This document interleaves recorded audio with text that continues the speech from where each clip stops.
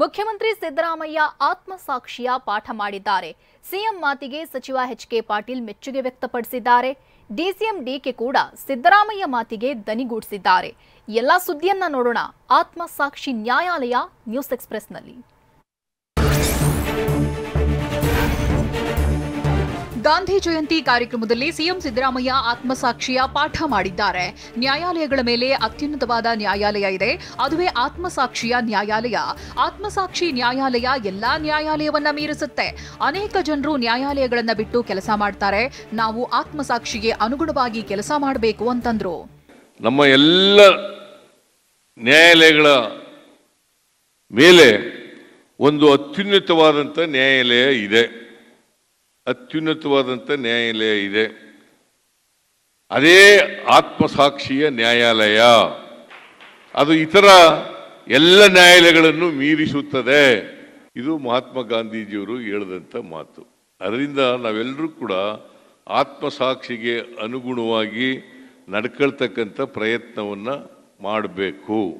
ಇವತ್ತು ಅನೇಕ ಜನರು ನ್ಯಾಯಾಲಯಗಳು ಕಾನೂನುಗಳನ್ನು ಬಿಟ್ಟು ಅವ್ರದೇ ಆದಂಥ ರೀತಿಯಲ್ಲಿ ಕೆಲಸ ಮಾಡ್ತಾ ಇದ್ದಾರೆ. ಅದಕ್ಕೋಸ್ಕರ ನಾವು ಆತ್ಮಸಾಕ್ಷಿಗೆ ಅನುಗುಣವಾಗಿ ನಡ್ಕೊಳ್ತಕ್ಕಂಥ ಕೆಲಸ ಮಾಡಬೇಕಾಗ್ತದೆ. ಅದೇ ಗಾಂಧೀಜಿಯವರಿಗೆ ನಾವು ನಿಜವಾಗಿ ಸಲ್ಲಿಸ್ತಕ್ಕಂಥ ಗೌರವ. ಸಿಎಂ ಆತ್ಮಸಾಕ್ಷಿ ಪಾಠಕ್ಕೆ ಸಚಿವ ಎಚ್.ಕೆ. ಪಾಟೀಲ್ ತಲೆದೂಗಿದ್ದಾರೆ. ಈ ಬಗ್ಗೆ ಮಾತನಾಡಿದ ಎಚ್.ಕೆ. ಪಾಟೀಲ್, ಸಿಎಂ ಸಿದ್ದರಾಮಯ್ಯ ಸುಂದರವಾದ ಮಾತನ್ನ ಹೇಳಿದ್ರು. ಎಲ್ಲಾ ನ್ಯಾಯಾಲಯಗಳಿಗಿಂತ ಅತ್ಯುನ್ನತವಾದ ನ್ಯಾಯಾಲಯ ಇದೆ, ಅದೇ ನಮ್ಮ ಆತ್ಮಸಾಕ್ಷಿಯ ನ್ಯಾಯಾಲಯ ಅಂತ ತಿಳಿಸಿದ್ರು. ಇದು ಮಕ್ಕಳ ಮನಸ್ಸಿನ ಮೇಲೆ ಹೆಚ್ಚು ಪ್ರಭಾವ ಬೀರಿದೆ. ಇದು ಬಹಳ ಅರ್ಥಪೂರ್ಣವಾದ ಮಾತು ಅಂತಂದ್ರು. ಎಲ್ಲಾ ನ್ಯಾಯಾಲಯಗಳ ಮೇಲೆ ಒಂದು ಅತ್ಯುನ್ನತ ನ್ಯಾಯಾಲಯವಿದೆ, ಆತ್ಮಸಾಕ್ಷಿಯ ನ್ಯಾಯಾಲಯ. ಇತರ ಎಲ್ಲ ನ್ಯಾಯಾಲಯಗಳನ್ನು ಮೀರಿರುತ್ತದೆ ಅನ್ನುವಂಥ ಅರ್ಥಪೂರ್ಣವಾದ ಮಾತು ಮಕ್ಕಳ ಮನಸ್ಸಿನ ಮೇಲೆ ಬಹಳ ದೊಡ್ಡ ಪರಿಣಾಮ ಬೀರಿತ್ತು. ಆತ್ಮಸಾಕ್ಷಿಯೇ ನಮ್ಮ ನ್ಯಾಯಾಲಯ ಅಂತ ಡಿಸಿಎಂ ಡಿಕೆ ಕೂಡ ಹೇಳಿದ್ದಾರೆ. ಬೆಂಗಳೂರಿನಲ್ಲಿ ಪ್ರತಿಕ್ರಿಯಿಸಿದ ಅವರು, ಆತ್ಮಸಾಕ್ಷಿಯ ನ್ಯಾಯಾಲಯದ ಮೇಲೆಯೇ ನಾವು ನಡಿಬೇಕು. ನಾವು ಭಾವನೆ ಮೇಲೆ ರಾಜಕೀಯ ಮಾಡಲ್ಲ, ಬದುಕಿನ ಮೇಲೆ ರಾಜಕೀಯ ಮಾಡ್ತೇವೆ ಅಂತ ಸಿಎಂ ಸಿದ್ದರಾಮಯ್ಯ ಮಾತಿಗೆ ದನಿಗೂಡಿಸಿದ್ದಾರೆ. ನಮ್ಮ ಎಲ್ಲ ನ್ಯಾಯಾಲಯಗಳ ಮೇಲೆ ಒಂದು ಆತ್ಮಸಾಕ್ಷಿಯ ನ್ಯಾಯಾಲಯ ಇದೆ, ಅದೇ ಆತ್ಮಸಾಕ್ಷಿಯ ನ್ಯಾಯಾಲಯ. ಈ ತರ ಎಲ್ಲ ನ್ಯಾಯಗಳನ್ನ ನಾವು ಈ ಸಂದರ್ಭದಲ್ಲಿ ಅದಕ್ಕಿಂತ ಮುಂಚಿತವಾಗಿ ನಾವು ಆತ್ಮಸಾಕ್ಷಿ ನ್ಯಾಯಾಲಯದಂತೆ ನಾವೆಲ್ಲ ನಡಿಬೇಕು ಅಂತೇಳಿ ನಮ್ಮೆಲ್ಲರೂ ಕೂಡ ಮಾರ್ಗದರ್ಶನ ಗಾಂಧೀಜಿಯವರ ಹೇಳಿದಂತ ಮಾತನ್ನ ಇವತ್ತು ನಮಗೆ ನೆನಪು ಮಾಡಿಕೊಟ್ಟಿದ್ದಾರೆ. ಇವತ್ತು ನಾವು ಭಾವನೆ ಮೇಲೆ ರಾಜಕಾರಣ ಮಾಡ್ತಾ ಇಲ್ಲ, ಬದುಕಿನ ಮೇಲೆ ರಾಜಕಾರಣ ಮಾಡ್ತಾ ಇದ್ದೀವಿ. ಸಿಎಂ ಸಿದ್ದರಾಮಯ್ಯ ವಿರುದ್ಧ ದೂರುದಾರ ಸ್ನೇಹಮಯಿ ಕೃಷ್ಣಗೆ ನಾಳೆ ವಿಚಾರಣೆಗೆ ಹಾಜರಾಗುವಂತೆ ಜಾರಿ ನಿರ್ದೇಶನಾಲಯ ಸಮನ್ಸ್ ನೀಡಿದೆ. ದೂರಿನ ಸಂಬಂಧ ಸಾಕ್ಷ್ಯಾಧಾರ ದಾಖಲೆ ಸಲ್ಲಿಸುವಂತೆ ನೋಟಿಸ್ ನೀಡಿದೆ. ಅಕ್ಟೋಬರ್ 3ರ ಬೆಳಗ್ಗೆ 11 ಗಂಟೆಯೊಳಗೆ ದಾಖಲೆ ಸಲ್ಲಿಸುವಂತೆ ಸೂಚಿಸಿದೆ. ಇಮೇಲ್ ಮೂಲಕ ಸಾಕ್ಷ್ಯಾಧಾರ ದಾಖಲೆ ಸಲ್ಲಿಸುವಂತೆ ಸೂಚಿಸಿರುವ ಇಡಿ ನಾಳೆ ವಿಚಾರಣೆಗೆ ಹಾಜರಾಗುವಂತೆಯೂ ಸಮನ್ಸ್ ನೀಡಿದೆ.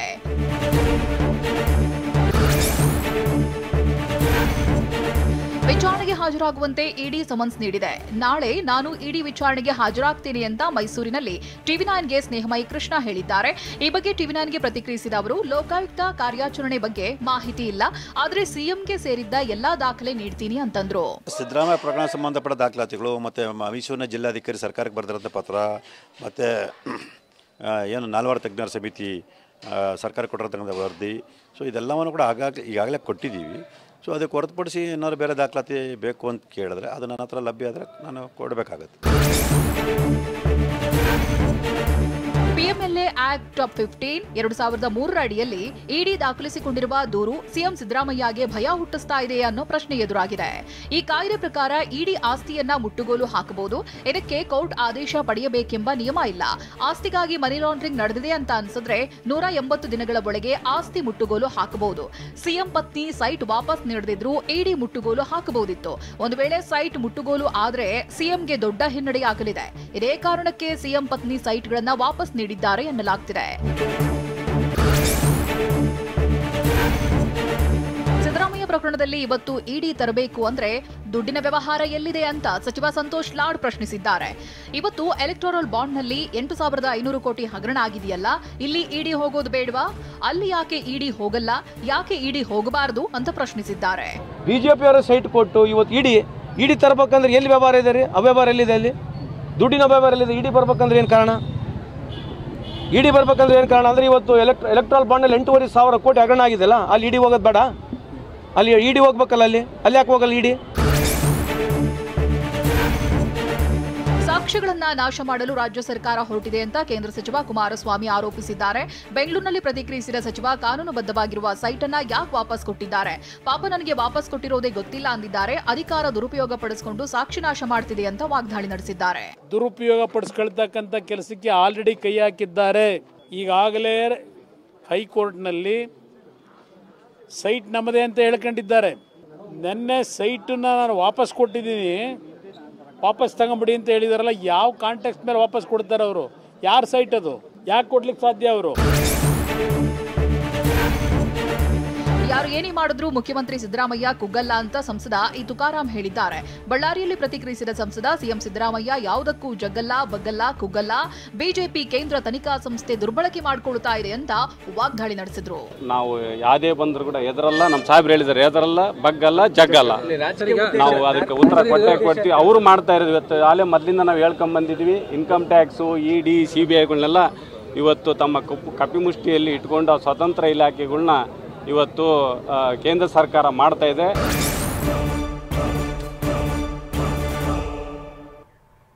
ಮೊದಲು ಮುಡಾ ಆಯುಕ್ತರನ್ನ ಅರೆಸ್ಟ್ ಮಾಡಬೇಕು ಅಂತ HDK ಹೇಳಿದ್ದಾರೆ.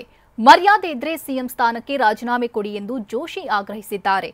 ಇನ್ನು ಸಿಎಂ ರೇಸ್ಗೆ ಪಟ್ಟಿ ರೆಡಿಯಾಗಿದೆ ಅಂತ ವಿಜೇಂದ್ರ ಹೇಳಿದ್ರೆ, ಯಾರೂ ಸಿಎಂ ರೇಸ್ನಲ್ಲಿ ಇಲ್ಲ ಅಂತ ಸತೀಶ್ ಜಾರಕಿಹೊಳಿ ಕೌಂಟರ್ ಕೊಟ್ಟಿದ್ದಾರೆ.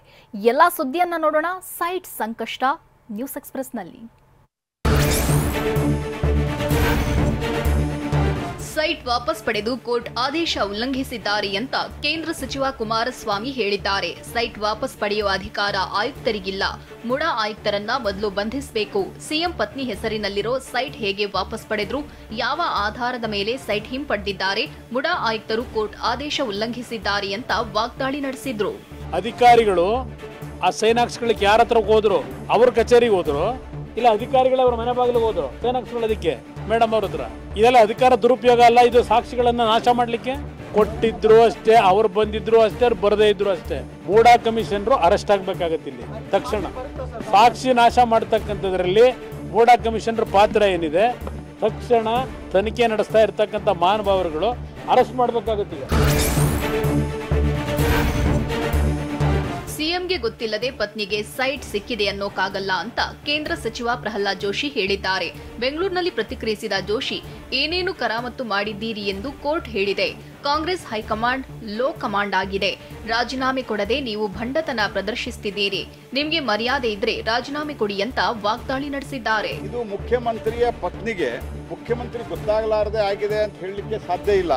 ಸ್ಪಷ್ಟವಾಗಿ ಹೇಳಿದೆ, ಇದರಲ್ಲಿ ಮುಖ್ಯಮಂತ್ರಿಯ ಪಾತ್ರವನ್ನ ನಾವು ಅಲ್ಲಗಳ್ಳಲಿಕ್ಕೆ ಸಾಧ್ಯವಿಲ್ಲ. ಹಾಗಾಗಿ ತನಿಖೆ ಆಗ್ಬೇಕಂತ ಅದು ಹೇಳಿದ ನಂತರ ನಂದು ಯಡಿಯೂರಪ್ಪರ ಪ್ರಕರಣ ಬೇರೆ, ನಾನು ರಾಜೀನಾಮೆ ಕೊಡೋದಿಲ್ಲ ಅಂದ್ರೆ ನೀವು ಭಂಡತನವನ್ನು ಪ್ರದರ್ಶನ ಮಾಡ್ತಾ ಇದ್ದೀರಿ. ಊರು ಕೊಳ್ಳೆ ಹೊಡೆದ ಮೇಲೆ ದಿಡ್ಡಿ ಬಾಗಿಲು ಹಾಕಿದಂತೆ ಅಂತ ಸಿಎಂ ಸಿದ್ದರಾಮಯ್ಯ ವಿರುದ್ಧ ಬಿಜೆಪಿ ಎಂಎಲ್ಸಿ ಸಿಟಿ ರವಿ ಕೆಂಡಕಾರಿದ್ದಾರೆ. ದೆಹಲಿಯಲ್ಲಿ ಪ್ರತಿಕ್ರಿಯಿಸಿದ ಸಿಟಿ ರವಿ, ಇಡಿ ಎಂಟ್ರಿ ಆದ್ಮೇಲೆ 14 ಸೈಟ್ಗಳನ್ನ ವಾಪಸ್ ಕೊಟ್ಟಿದ್ದಾರೆ. ಪ್ರಾಮಾಣಿಕವಾಗಿದ್ರೆ ಮೊದಲೇ ಸೈಟ್ ವಾಪಸ್ ಕೊಡಬೇಕಿತ್ತು. ಮುಡಾದಲ್ಲಿ ಸಾವಿರಾರು ಕೋಟಿ ಹಗರಣ ನಡೆದಿದೆ. ಸಿಎಂ ನಿಜ ಬಣ್ಣ ಬಯಲಾಗಿದೆ ಅಂತ ಹೇಳಿದ್ರು. ಮಾನ್ಯ ಮುಖ್ಯಮಂತ್ರಿ ಸಿದ್ದರಾಮಯ್ಯನವರ ಮನೆಯವರು ಸೈಟ್ ವಾಪಸ್ ಕೊಡೋ ನಿರ್ಧಾರ ಒಂದು ರೀತಿಯಲ್ಲಿ ಊರು ಕೊಳ್ಳೆ ಹೋದ್ಮೇಲೆ ದಿಡ್ಡಿ ಬಾಗಿಲು ಹಾಕಿದ್ರು ಅನ್ನೋ ಗಾದೆ ಮಾತಿಗೆ ಅನುವರ್ತಕ ಆಗುವಂತೆ ಅವ್ರ ನಡವಳಿಕೆ ಆಯಿತು. ಆರೋಪ ಬಂದ ದಿನವೇ ವಾಪಸ್ ಮಾಡಿದ್ರೆ ಪ್ರಾಮಾಣಿಕ ನಿರ್ಧಾರ ಅಂತ ಅನ್ನಿಸ್ತಾ ಇತ್ತು. ಆದರೆ ಈಗ ನಿರ್ಧಾರ ಪ್ರಾಮಾಣಿಕ ನಿರ್ಧಾರ ಅಂತ ಅನ್ನಿಸ್ತಾ ಇಲ್ಲ. ಸಿಎಂ ಮತ್ತು ಅವರ ಕುಟುಂಬ ಕಾನೂನಿನಿಂದ ತಪ್ಪಿಸಿಕೊಳ್ಳಲು ಸಾಧ್ಯವಿಲ್ಲ ಅಂತ ಬಿಜೆಪಿ ರಾಜ್ಯಾಧ್ಯಕ್ಷ ಬಿವೈ ವಿಜಯೇಂದ್ರ ಹೇಳಿದ್ದಾರೆ. ಬೆಂಗಳೂರಲ್ಲಿ ಪ್ರತಿಕ್ರಿಯಿಸಿದ ವಿಜಯೇಂದ್ರ, ಈಗಾಗಲೇ ತಪ್ಪು ಮಾಡಿರೋದು ಬೆಳಕಿಗೆ ಬಂದಿದೆ. ಮುಖ್ಯಮಂತ್ರಿಗಳು ರಾಜೀನಾಮೆ ಕೊಟ್ಟೇ ಕೊಡ್ತಾರೆ. ಈಗಾಗಲೇ ಸಿಎಂ ರೇಸ್ಗೆ ಪಟ್ಟಿಯೂ ರೆಡಿಯಾಗಿದೆ ಅಂತ ಹೇಳಿದ್ರು. ಕೊಡದೆ ಹೋದ್ರೆ ಪ್ರಶ್ನೆನಲ್ಲಿ ಮುಖ್ಯಮಂತ್ರಿಗಳು ರಾಜೀನಾಮೆ ಕೊಟ್ಟೇ ಕೊಡ್ತಾರೆ. ಈಗಾಗಲೇ ಮಲ್ಲಿಕಾರ್ಜುನ್ ಖರ್ಗೆ ಅವರು ಈಗಾಗಲೇ ಮುಖ್ಯಮಂತ್ರಿ ರೇಸ್ ಈಗಾಗಲೇ ಕಾಂಗ್ರೆಸ್ ಪಕ್ಷ ಶುರುವಾಗಿದೆ. ಮುಂಚೆ ಕೇವಲ 2-3 ಜನ ಇದ್ರು, ಈಗಾಗಲೇ 5-6 ಜನಕ್ಕೆ ಪಟ್ಟಿ ಆಗಿದೆ. ನಾನು ಕೂಡ ಸೀನಿಯರ್ ಇದ್ದೆ, ನೋಡ್ತೀರಿ ಬರೋಂಥ ಒಂದು ವಾರದಲ್ಲಿ ನೀವು ನೋಡ್ತಾರೆ ಯಾವ ರೀತಿ ಬೆಳವಣಿಗೆ ಆಗ್ತದೆ ಅಂತೇಳಿ. ಮುಖ್ಯಮಂತ್ರಿ ಸಿದ್ದರಾಮಯ್ಯನವರು ರಾಜೀನಾಮೆ ಕೊಡೋದಿಲ್ಲ ಅನ್ನೋ ಪ್ರಶ್ನೆ ಉದ್ಭವ ಆಗೋದಿಲ್ಲ. ಯಾವ ಕ್ಷಣದಲ್ಲಿ ಕೊಡ್ತಾರೆ, ಯಾವ ಸಂದರ್ಭದಲ್ಲಿ ಕೊಡ್ತಾರೆ, ಯಾವತ್ತು ಕೊಡ್ತಾರೆ ಅಂತಕ್ಕಂಥ ಪ್ರಶ್ನೆ ಮಾತ್ರ ಉಳಿದಿರ್ತಕ್ಕಂಥದ್ದು. ನಿನ್ನೆಯ ಸಭೆಗೆ ಯಾವುದೇ ವಿಶೇಷ ಅರ್ಥ ಬೇಡ ಅಂತ ಟಿವಿ9ಗೆ ಸಚಿವ ಸತೀಶ್ ಜಾರಕಿಹೊಳಿ ಸ್ಪಷ್ಟನೆ ಕೊಟ್ಟಿದ್ದಾರೆ. ಸಿಎಂ ಜತೆ ನಿಲ್ಲುವ ಬಗ್ಗೆ ನಾವು ಚರ್ಚೆ ಮಾಡಿದ್ದೇವೆ. ಸದ್ಯಕ್ಕೆ ಕಾಂಗ್ರೆಸ್ನಲ್ಲಿ ಸಿಎಂ ರೇಸ್ನಲ್ಲಿ ಯಾರೂ ಇಲ್ಲ. ತನಿಖೆ ಇಡಿ ಬಂದಾಕ್ಷಣ ಏನೂ ಆಗೋದಿಲ್ಲ ಅಂತಂದ್ರು. ಈ ರಾಜಕೀಯ ಏನು ಸಂಬಂಧ ಇಲ್ಲ. ಮಂತ್ರಿಗಳಾಗಿ ಕೂಡಲೇಬೇಕಲ್ಲ, ಬೇರೆ MLAಗಳು ಕೂಡ್ತಾರೆ, ಮಂತ್ರಿಗಳು ಕೂಡ್ತಾರೆ. ಸೊ ಅಷ್ಟೇ ಹೊರತಾಗಿ ಹತ್ರಕ್ಕೆ ಏನು ವಿಶೇಷ ಅರ್ಥ ಕಲ್ಪಿಸೋದು ಅವಶ್ಯಕತೆ ಇಲ್ಲ. ಸಿದ್ದರಾಮಯ್ಯ ಜೊತೆ ಈ ವೇಳೆಯಲ್ಲಿ ನಾವು ಗಟ್ಟಿಯಾಗಿ ನಿಲ್ಲಬೇಕು, ಅವ್ರ ಜೊತೆ ಇರಬೇಕು. ಯಾಕಂದರೆ ಈಗ ಕ್ರಾಶ್ ನಡೀತಾ ಇದೆ, ಸಮಸ್ಯೆ ಉದ್ಭವ ಆಗಿದೆ ಮೂಡಾದಿಂದ. ಸೊ ನಮ್ಮೆಲ್ಲರ ಅವ್ರ ಜೊತೆ ನಿಲ್ಲಬೇಕು, ಅವ್ರಿಗೆ ಶಕ್ತಿ ತುಂಬಬೇಕು ಅನ್ನೋದು. ಈಗ ಯಾರು ಸಿದ್ದರಾಮಯ್ಯ ಇರ್ತಾರೆ, ಯಾರು ರೇಸ್ನಾಗಿಲ್ಲ, ಆಕಾಂಕ್ಷಿಗೂ ಕೂಡ ನಮ್ಮ ಪಕ್ಷದಲ್ಲಿ ಇಲ್ಲವೇ ಇಲ್ಲ. ಇಡೀ ಬಂದ ತಕ್ಷಣ ಏನೆಲ್ಲ ಆಗುವಂಥ ಪ್ರಶ್ನೆ, ಅವ್ರ ಪಾಡಿಗೆ ಅವರ ತನಿಖೆ ಮಾಡ್ತಾರೆ. ಸಿಎಂ ಸಿದ್ದರಾಮಯ್ಯ ಆಗಬೇಕಾದ್ರೆ ರಾಜೀನಾಮೆ ಕೊಡ್ಲಿ ಅಂತ ಬಿಜೆಪಿ ಮಾಜಿ ಸಂಸದ ಮುನಿಸ್ವಾಮಿ ಹೇಳಿದ್ದಾರೆ. ಬಳ್ಳಾರಿಯಲ್ಲಿ ಪ್ರತಿಕ್ರಿಯಿಸಿದ ಅವರು, ಸಿಎಂ ಸಿದ್ದರಾಮಯ್ಯ ಡಬಲ್ ಆಕ್ಟಿಂಗ್ ಮಾಡ್ತಿದ್ದಾರೆ. ಸಿಎಂ ಸಿದ್ದರಾಮಯ್ಯ ಮುಖದಲ್ಲಿ ಈಗ ಮಂದಹಾಸವಿಲ್ಲ. ಕಳ್ಳತನದ ವಸ್ತು ವಾಪಸ್ ನೀಡಿದ್ರೆ ಮುಗಿದು ಹೋಗುತ್ತಾ ಅಂತ ಪ್ರಶ್ನಿಸಿದ್ದಾರೆ.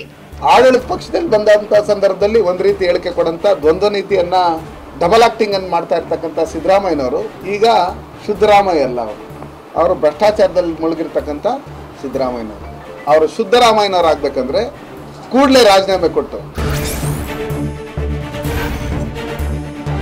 ಸಿಎಂ ಸಿದ್ದರಾಮಯ್ಯ ಪತ್ನಿ ಪಾರ್ವತಿ ಮನಸ್ಸಿಗೆ ನೋವಾಗಿದೆ ಅಂತ ಸಚಿವೆ ಲಕ್ಷ್ಮೀ ಹೆಬ್ಬಾಳ್ಕರ್ ಹೇಳಿದ್ದಾರೆ. ಬೆಂಗಳೂರಿನಲ್ಲಿ ಪ್ರತಿಕ್ರಿಯಿಸಿದ ಹೆಬ್ಬಾಳ್ಕರ್, ಸೈಟ್ನಿಂದ ಪತಿಗೆ ಮುಜುಗರವಾಗಿದೆ ಅಂತ ವಾಪಸ್ ಕೊಟ್ಟಿದ್ದಾರೆ. ಕಾನೂನು ರೀತಿ ಏನ್ ಮಾಡಬೇಕು ಅದೆಲ್ಲವನ್ನ ಮಾಡ್ತಿದ್ದೇವೆ. ಕಾನೂನು ತಜ್ಞರು ಏನ್ ಹೇಳ್ತಾರೋ ಅದನ್ನ ಮಾಡ್ತೇವೆ ಅಂತ ಅಂದ್ರು. ನಮಗೆ ಕಾನೂನು ರೀತಿ ಏನೆಲ್ಲ ಮಾಡಬೇಕು ಅದನ್ನೆಲ್ಲ ಮಾಡ್ತಾ ಇದ್ದೀವಿ. ಮುಂದೆ ಏನು ಕಾನೂನು ಪಂಡಿತರು ಏನು ಹೇಳ್ತಾರೋ ಅದನ್ನು ಮಾಡ್ತೀವಿ.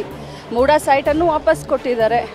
ಅವ್ರಿಗೆ ಮನಸ್ಸಿಗೆ ಪಾಪ ಕೆಟ್ಟ ಅನಿಸಿದೆ ಪಾರ್ವತಿ ಮೇಡಮ್ ಅವ್ರಿಗೆ. ಅವರಿಂದ ಆ ಸೈಟ್ಗಳಿಂದ ಅವರ ಪತಿಯವರಾದಂಥ ಸಿದ್ದರಾಮಯ್ಯನವರು ಮುಜುಗರಕ್ಕೆ ಒಳಗಾದರು ಅನ್ನುವಂಥ ಒಂದು ಭಾವನೆಯಿಂದ ಅದನ್ನು ಹಿಂತಿರುಗಿಸಿದ್ದಾರೆ.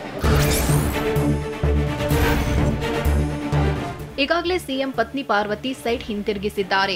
ಕಾನೂನಿನಡಿ ಸೈಟ್ ರದ್ದು ಮಾಡಿದ್ದಾರೆ. ಇನ್ನೇನು ಮಾತಾಡಲ್ಲ ಅಂತ ಸಚಿವ ಮಧು ಬಂಗಾರಪ್ಪ ಹೇಳಿದ್ರು. ಇದೇ ವೇಳೆ ಸಿಬಿಐ ಮೇಲೆ ನಮಗೆ ವಿಶ್ವಾಸ ಇಲ್ಲ. ಕೇಂದ್ರ ಸರ್ಕಾರ ತನಿಖಾ ಸಂಸ್ಥೆಗಳನ್ನ ದುರ್ಬಳಕೆ ಮಾಡಿಕೊಳ್ತಿದೆ. ಹೀಗಾಗಿ ಸಿಬಿಐ ಮುಕ್ತ ಪ್ರವೇಶ ರದ್ದುಗೊಳಿಸಿದ್ದೇವೆ ಅಂತ ಅಂದ್ರು. ಅವರೆಲ್ಲ ಇನ್ಸ್ಟಿಟ್ಯೂಷನ್ ಕೂಡ ದುರ್ಬಳಕೆ ಮಾಡ್ಕೊಳ್ಳೋದು ಎದ್ದು ಕಾಣಿಸ್ತಾ ಇದೆ. ಅದಕ್ಕೆ ಸಿಬಿಐ ಕ್ಯಾಬಿನೆಟಲ್ಲಿ ಏನಂತ ಡಿಸೈಡ್ ಮಾಡಿದ್ವಿ, ಅವರಿಗೆ ಸಿಬಿಐಗೆ ಇರ್ತಕ್ಕಂಥ ಸ್ವತಂತ್ರವನ್ನು ಸಂಪೂರ್ಣವಾಗಿ ತೆಗೆದಿದ್ದೀವಿ ಅಂತ ಹೇಳಿದ್ವಲ್ಲ. ಯಾಕೆ ಹೇಳಿದ್ವಿ? ಸಿಬಿಐ ಮೇಲೆ ನಂಬಿಕೆ ವಿಶ್ವಾಸ ಇಲ್ಲ ಅಂತಲೇ ಕ್ಯಾಬಿನೆಟಲ್ಲಿ ಡಿಸಿಷನ್ ತಗೊಂಡು ಅದನ್ನ ಆದೇಶನೂ ಕೂಡ ಹೊರಡಿಸಿದ್ದೀವಿ.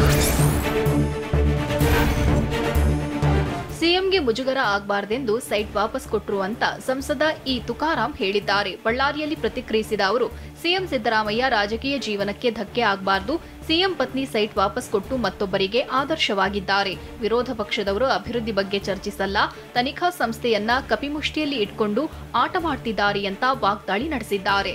ಅವರ ಪಾಪ ಅರ್ಶನ ಕುಂಕುಮಕ್ಕೆ ಕೊಟ್ಟಿರ್ತಕ್ಕಂಥದ್ದು ಅದನ್ನು ರಾಜಕೀಯ ಬೆರೆಸಕ್ಕಂಥ ಇದೆ ಅಂತೇಳಿ ಇವತ್ತು ಇಡೀ 40 ವರ್ಷಗಳ ಒಂದು ಜೀವನವನ್ನು ನಾಡಿನ ಜನತೆಗೋಸ್ಕರ, ಒಂದು ಭವಿಷ್ಯಕ್ಕೋಸ್ಕರ ಸಿದ್ದರಾಮಯ್ಯ ಸರ್ ತ್ಯಾಗವನ್ನು ಮಾಡಿದರು. ಅದೇ ಥರ ಇವತ್ತು ಅಮ್ಮನವರು ಇವತ್ತು ತಮ್ಮ ಅರ್ಶನ ಕುಂಕುಮಕ್ಕೆ ಕೊಟ್ಟಿರೋದು ಕೂಡ ಯಾವುದೇ ರಾಜಕೀಯ ಬೆರೆಸಬಾರ್ದು, ನಮ್ಮ ನಾಡಿಗೋಸ್ಕರ ತ್ಯಾಗ ಮಾಡಿ ಅಂತೇಳಿ ಕೊಟ್ಟಿರ್ತಕ್ಕಂಥದ್ದು ನಿಜವಾಗ್ಲೂ ಆದರ್ಶ ಅಂತೇಳಿ ವೇದಿಕೆಯಲ್ಲಿ ಹೇಳಿ. ದೆಹಲಿ ಪೊಲೀಸರು ಭರ್ಜರಿ ಕಾರ್ಯಾಚರಣೆ ನಡೆಸಿದ್ದು 2,000 ಕೋಟಿ ಮೌಲ್ಯದ ಕೊಕೇನ್ ವಶಕ್ಕೆ ಪಡೆದಿದ್ದಾರೆ. ಈ ಎಲ್ಲ ಸುದ್ದಿಯನ್ನು ನೋಡೋಣ ಸಮಗ್ರ ನ್ಯೂಸ್ ಎಕ್ಸ್‌ಪ್ರೆಸ್ನಲ್ಲಿ. ದೆಹಲಿ ಪೊಲೀಸರು ಭರ್ಜರಿ ಬೇಟೆಯಾಡಿದ್ದು ಅಂತಾರಾಷ್ಟ್ರೀಯ ಮಾದಕ ವಸ್ತು ಸಾಗಾಣಿಕೆ ಜಾಲವನ್ನ ಪತ್ತೆ ಹಚ್ಚಿದ್ದಾರೆ. 2,000ಕ್ಕೂ ಹೆಚ್ಚು ಮೌಲ್ಯದ 560 ಕೆಜಿ ಕೊಕೈನ್ ಜಪ್ತಿ ಜೊತೆಗೆ 4ರನ್ನ ಅರೆಸ್ಟ್ ಮಾಡಿದ್ದಾರೆ. ಕೊಕೈನ್ ಅನ್ನ ಗೋಣಿ ಚೀಲದಲ್ಲಿಟ್ಟು ಟ್ರಕ್ನಲ್ಲಿ ಸಾಗಿಸುತ್ತಿದ್ದಾಗ ಪರಿಶೀಲನೆ ವೇಳೆ ಪ್ರಕರಣ ಬೆಳಕಿಗೆ ಬಂದಿದೆ.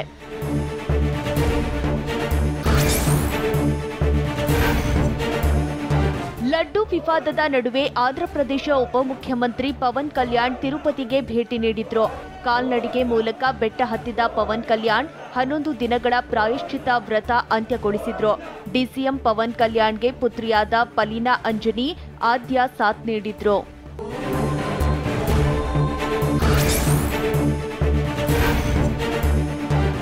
ದೆಹಲಿ ಮಾಜಿ ಮುಖ್ಯಮಂತ್ರಿ ಅರವಿಂದ್ ಕೇಜ್ರಿವಾಲ್ ಶುಕ್ರವಾರ ಹೊಸ ಮನೆಗೆ ಸ್ಥಳಾಂತರವಾಗಲಿದ್ದಾರೆ.